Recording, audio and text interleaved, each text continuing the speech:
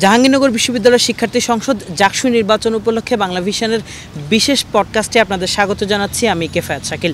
দর্শক, আমাদের আজকের পডকাস্টের অতিথি বাংলাদেশ ইসলামী ছাত্র শিবির মনোনীত সমন্বিত শিক্ষার্থী জোটের জিএস পদপ্রার্থী মাজহারুল ইসলাম। মাজহারুল ইসলাম জিএস পদপ্রার্থী, একই সঙ্গে বাংলাদেশ ইসলামী ছাত্র শিবির জাহাঙ্গীরনগর বিশ্ববিদ্যালয় শাখার অফিস ও প্রচার সম্পাদক। মাজহারুল ইসলাম, আপনাকে আমাদের পডকাস্টে স্বাগত জানাচ্ছি। শুরুতেই আসি যে আপনাকে কেন প্রার্থী করলো শিবির? জাহাঙ্গীরনগর বিশ্ববিদ্যালয় কেন্দ্রীয় শিক্ষার্থী সংসদ নির্বাচন এটি একটি শিক্ষার্থীদের দীর্ঘদিনের চাওয়া পাওয়ার একটি জায়গা এবং দীর্ঘদিন পরে তারা যেই গণতান্ত্রিক চর্চা করতে চাচ্ছে সে জায়গায় এটা একটা সম্ভাবনার দ্বার। সেটা থেকে বাংলাদেশ ইসলামী ছাত্র শিবির তার নিজের নেতাকর্মী এবং একই সাথে গণঅভ্যুত্থানে ভালো গুরুত্বপূর্ণ ভূমিকা রেখেছেন তাদেরকে, এবং একই সাথে ক্যাম্পাসে যারা বিভিন্ন সামাজিক সাংস্কৃতিক সংগঠনে রয়েছেন যাদের রাজনৈতিক ব্যানার নেই তাদেরকে নিয়ে একটি প্যানেল গঠন করার চেষ্টা করেছে। সে জায়গায় আমার পূর্ব অভিজ্ঞতা ক্যাম্পাসে প্রথম বর্ষ থেকেই বিভিন্ন সামাজিক আন্দোলনে যুক্ত থাকা, সামাজিক ও রাজনৈতিক সংগঠনগুলোর সঙ্গে একসাথে কাজ করা এবং সব কিছু অভিজ্ঞতা মিলিয়েই আমাকে আসলে এই জায়গায় দায়িত্ব উপযোগী বলে হয়তো মনে করেছে, এবং সেই জায়গা থেকে আমার উপরে এই রেসপন্সিবিলিটিটা রয়েছে শিক্ষার্থীদের কল্যাণে কাজ করা। এবং একই সাথে আমি যেহেতু শিক্ষার্থীদের অধিকার আদায়ে সবসময় সচেতন ছিলাম এবং চেষ্টা করেছি শিক্ষার্থীদের অধিকারগুলো যেন বাস্তবায়িত হয়, আমার কোনো প্রকার ব্যক্তিস্বার্থ যেন এখানে প্রভাবিত না হয়। আমার কাছে মনে হয় সব দিক মিলিয়ে শিক্ষার্থীদের জন্য কাজ করার জন্য আসলে আমাকে এই জায়গায় দায়িত্ব প্রদান করা হয়েছে, আমি যেন শিক্ষার্থীদের কল্যাণে কাজে আসতে পারি। আপনি তো যেহেতু বিশ্ববিদ্যালয়ের শাখার একজন শীর্ষ নেতা, আপনারা তো জাহাঙ্গীরনগর বিশ্ববিদ্যালয়ে শিবির কাজই করেননি কখনো, ছাত্রদের জন্য আপনাদের আসলে অবদানই নেই এমন কথা আছে, প্রশ্ন আছে এই ব্যাপারে। তো আপনারা যেহেতু শিক্ষার্থীদের জন্য কাজ করেন নাই, শিক্ষার্থীরা আপনাদের কেন ভোট দিবে? না, এটা ব্যাপারটা এমন না। ব্যাপারটা হলো গত 35 বছর 1989 সালের পর থেকে 35 বছর আমাদেরকে এই বিশ্ববিদ্যালয়ে প্রকাশ্যে গণতান্ত্রিক চর্চা করার সুযোগটি দেওয়া হয়নি।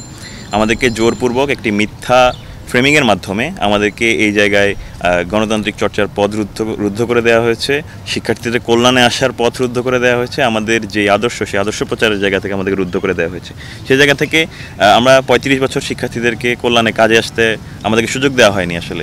সেই জায়গা থেকে আমরা যখন এখন 35 বছর পর আমরা প্রকাশ্যে কার্যক্রম করতে পারছি, সেই জায়গা থেকে প্রথম থেকে শিক্ষার্থীদের কল্যাণে, শিক্ষার্থীদের সমস্যাগুলো ফাইন্ড আউট করে তাদের জন্য কিভাবে আমরা বেনিফিটেড হতে পারি, তারা একটা ছাত্র সংগঠন থেকে তারা কী প্রত্যাশা করে সেই জায়গাগুলোকে মিট করে, তারা যা চায় এবং যারা যা চায় না সে প্রত্যেকটা জায়গাকে মিট করে আমরা আমাদের কার্যক্রম পরিচালনা করার চেষ্টা করেছি। আমরা কোনো হানাহানি, দলীয় কোন্দল কিংবা অস্থিতিশীল পরিবেশ তৈরি করা, হলে গেস্টরুম কালচার করা, বড় ভাই কালচার করা, নেতার পদলেখন, এই জায়গাগুলো আমরা আমাদের চর্চার মধ্যে নেই। বরঞ্চ আমরা শিক্ষার্থীদের সমস্যা সমাধানের চেষ্টা করেছি, শিক্ষার্থীদের শিক্ষাবৃত্তি প্রদান করার চেষ্টা করেছি, শিক্ষার্থীদের একাডেমিক লাইফ, লিভিং এনভায়রনমেন্ট কতটা সহজ হতে পারে সেই জায়গাগুলোতে আমরা আমাদের ক্রিয়েটিভিটি নিয়ে আমাদের কর্মসূচিগুলো রাখার চেষ্টা করেছি। তো সেই জায়গা থেকে শিক্ষার্থীদের কাছে আমাদের অবস্থানটা খুবই পরিষ্কার। আমরা আসলে শিক্ষার্থীদের কল্যাণেই কাজ করতে চাই এবং শিক্ষার্থীদের কল্যাণেই কাজ করতে চেয়েছি, কিন্তু আমাদের আদর্শিকগত দ্বন্দ্ব থাকার কারণে অনেকে আমাদেরকে আসলে জোরপূর্বক চাপিয়ে দিয়েছে। আমার কাছে মনে হয় বর্তমানে শিক্ষার্থীরা সেই জায়গাটা উপলব্ধি করতে পারে এবং সেই জায়গা থেকে আমাদেরকে সমর্থন। যে কাজগুলো বলছেন এটা গত 1 বছরে করেছেন? জি। এর আগে কি আপনারা কিছু করেছেন এখানে? না, গত 35 বছর বছর আমাদের কোনো প্রকাশ্য কার্যক্রমে এই ক্যাম্পাসে করার সুযোগ দেওয়া হয়নি। কিন্তু আমরা নিজেরা শিক্ষার্থী হিসেবে আমাদের নিজেদের যে কন্ট্রিবিউশন রাখার জায়গাগুলো ছিল সেই জায়গাগুলোতে আমরা সবসময় সরব ছিলাম। যে জায়গাগুলোতে আসলে অধিকার আদায়ের জন্য রাজনৈতিক ব্যানার প্রয়োজন হতো না, যে জায়গাগুলোতে শিক্ষার্থীর অধিকার আদায়ের জন্য নিজের একটা বিবেকবোধ, মানবিকতার জায়গাটাই আসলে যথেষ্ট ছিল, সেই জায়গা থেকে আমরা প্রত্যেকেই সকল আন্দোলন, যৌক্তিক আন্দোলন, ন্যায্যতার প্রশ্নে আমরা আপোষহীন ছিলাম এবং সরাসরি যুক্ত ছিলাম। শিক্ষার্থী সংসদ এটা তো এক ধরনের রাজনৈতিক প্ল্যাটফর্ম। তো 1 বছরের রাজনৈতিক অভিজ্ঞতায় এই জায়গাটাতে আপনি কতটুকু ভূমিকা রাখতে পারেন? না, আমাদের এটা রাজনৈতিক অভিজ্ঞতা আসলে 1 বছরের নয়, আর শুধুমাত্র সাংগঠনিক কাঠামোর ভেতর থেকে, সাংগঠনিক কাঠামোকে রিপ্রেজেন্ট করে হয়তো আমরা গত 35 বছর রাজনীতি এই ক্যাম্পাসে করতে পারিনি, কিংবা আমি আমার প্রথম বর্ষ থেকে সেভাবে করতে পারিনি। কিন্তু আমাদের এই ক্যাম্পাসের ডেভেলপমেন্টের জন্য, এই ক্যাম্পাসের শিক্ষার্থীর ডেভেলপমেন্টের জন্য যে জায়গাগুলো করা দরকার, যেই কন্ট্রিবিউশনগুলো রাখা দরকার, যে এক্সপিরিয়েন্সগুলো রাখা দরকার, যে স্কিলগুলো রাখা দরকার, সেই স্কিলগুলো আসলে আমাদের প্রত্যেক নেতাকর্মী আসলে তার নিজের জায়গায় সচেতনভাবে অংশগ্রহণ করেছে এবং অর্জন করেছে। সেই জায়গা থেকে তারা যথেষ্ট ক্যাপাবল, এই জায়গায় সাংগঠনিক যোগ্যতায় যথেষ্ট ক্যাপাবল, শৃঙ্খলার জায়গায় যথেষ্ট ক্যাপাবল। সেই জায়গা থেকে আমার মনে হয় না এটা শুধুমাত্র রাজনীতিক কাঠামোর মধ্যে কাজ করতে না পারাটা এখানে কোনো বাধার সম্মুখীন হতে হবে। জুলাই আন্দোলন গেল এবং সাভার অঞ্চল বেশ ভূমিকা রেখেছিল জুলাই আন্দোলনে। জাহাঙ্গীরনগর বিশ্ববিদ্যালয়ের শিক্ষার্থীদের অনেক অবদান ছিল, সে জায়গায় আপনাদের প্যানেলের সদস্যদের অবদান দেখুন, আমাদের প্যানেলের সদস্য বাংলাদেশ ইসলামী ছাত্র শিবিরের ভূমিকা এই জুলাই আন্দোলনে জাহাঙ্গীরনগর বিশ্ববিদ্যালয় অত্যন্ত গুরুত্বপূর্ণ ছিল, এবং একই সাথে আমরা বলেছি যে আমাদের প্যানেলিস্ট এমন রয়েছেন যারা জুলাই গণঅভ্যুত্থানে খুব গুরুত্বপূর্ণ ভূমিকা রেখেছেন। আমাদের একজন রয়েছেন যার শরীরে এখনও প্রায় অর্ধ শতাধিকের মতো প্যালেট রয়েছে, এগুলো এখনও বের করা সম্ভব হয়নি, উনি এখনও চিকিৎসাধীন রয়েছেন, তিনি রয়েছেন আমাদের প্যানেলিস্টে। এবং একই সাথে জুলাইয়ে ছাত্রলীগের হামলায় গুরুতর আহত হয়েছিলেন, মাথা ফেটে গিয়েছিল, এমনও রয়েছেন।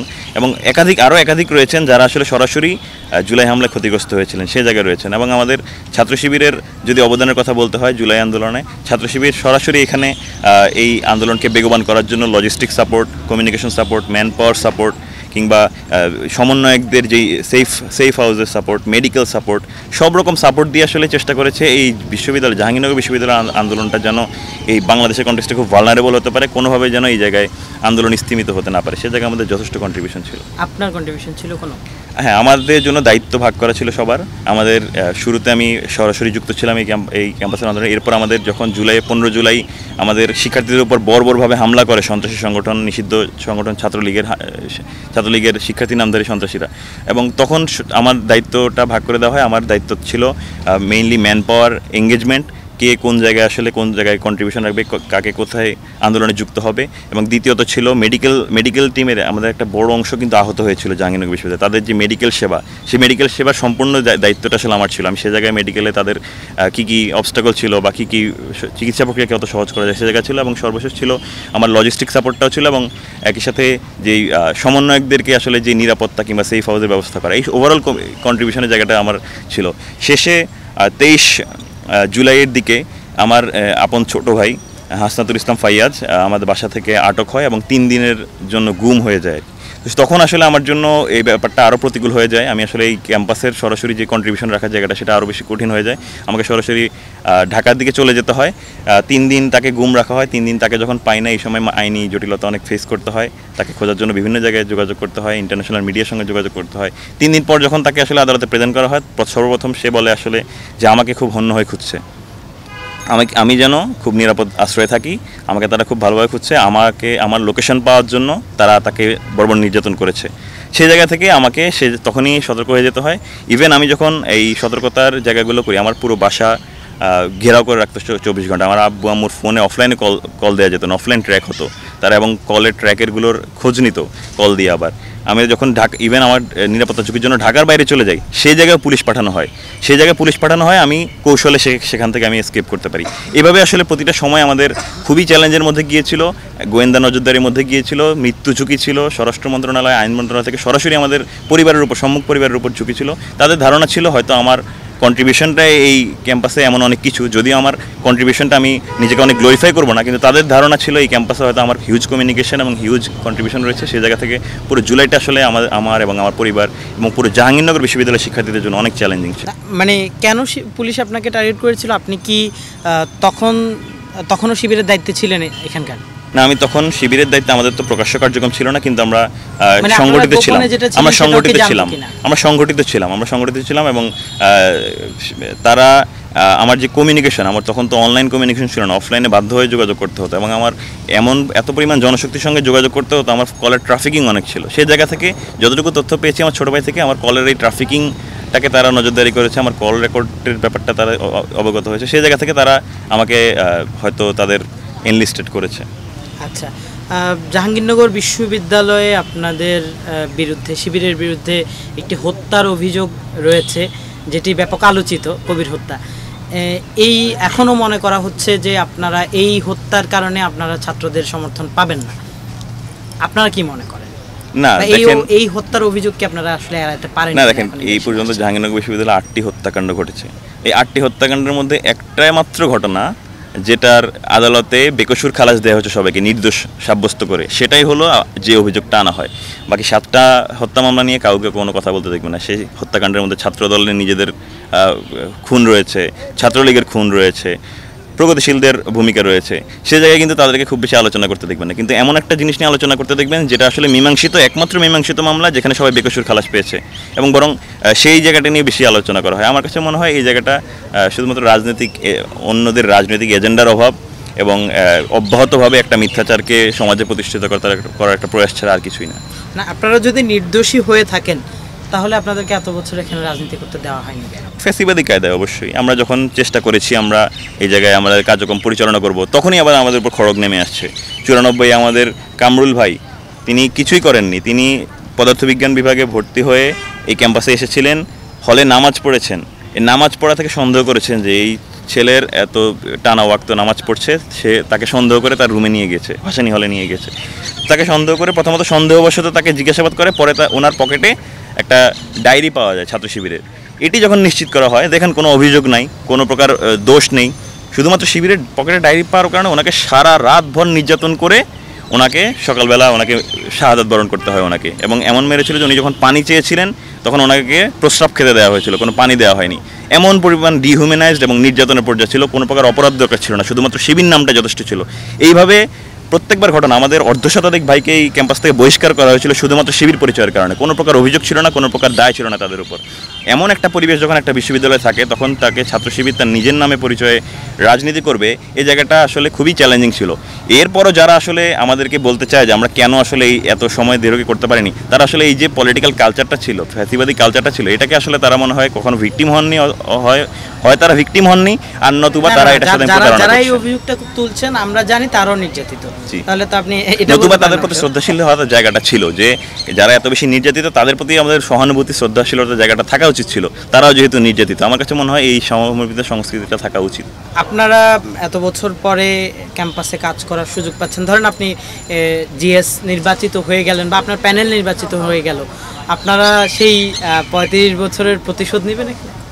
না, আমরা প্রতিশোধ নেওয়ার জন্য কখনোই ছিলাম না। আমরা কি কাজ করি, আমরা কে কেমন, প্রত্যেকটা আমাদের চারপাশের মানুষের কাছে আমরা খুব পরিচিত, যে আমাদের কতটুকু কি আমাদের ভিশন কিংবা কতটুকু কি যোগ্যতা। সে জায়গায় আমরা 35 বছরের প্রতিশোধ নেওয়ার কোনো প্রশ্নই আসে না। আমরা আমাদের যে গতানুগতিক স্ট্রাকচার, আমাদের স্ট্রাকচারটা হলো স্টুডেন্ট ওয়েলফেয়ারের জন্য। স্টুডেন্টদের ওয়েলফেয়ার করতে চাই, আমরা স্টুডেন্টদের কাছে যেতে চাই, স্টুডেন্টদের সমস্যাগুলো সলভ করে আমাদের যেই ইতিবাচক মানসিকতা এবং ইসলামী মূল্যবোধের যেই চাওয়া পাওয়ার জায়গাটা, সেই জায়গাটাকে আমরা আসলে সন্তুষ্ট করি। আমরা আল্লাহর সন্তুষ্টি অর্জন করতে চাই। সেই জায়গায় আমাদের ব্যক্তিগত স্বার্থ এখানে প্রভাবিত নয়। আমরা এখানে কোনো নিজের আঙুল ফুলে কলা গাছ হওয়ার জন্য করি না। আমরা এখানে বিশ্ববিদ্যালয়ের টেন্ডার নেওয়ার জন্য কোনো শিক্ষার্থীদের জন্য এত রাজনীতি করি না। আমরা এই বিশ্ববিদ্যালয়ের নিয়োগ বাণিজ্য করার জন্য করি না। সুতরাং আমাদের ধারণাগুলো স্পষ্ট, আমাদের ইন্টেনশনগুলো শিক্ষার্থীদের কাছে স্পষ্ট। সেই জায়গা থেকে মনে হয় শিক্ষার্থীরা আমাদের দ্বারা খুব ভালোভাবে বেনিফিটেড হবে এবং আমাদের দ্বারা কোনো প্রকার অস্থিতিশীল পরিবেশের এখানে নির্বাচিত হলে ছাত্র শিবির কি করতে চায়, কি করবেন আপনারা?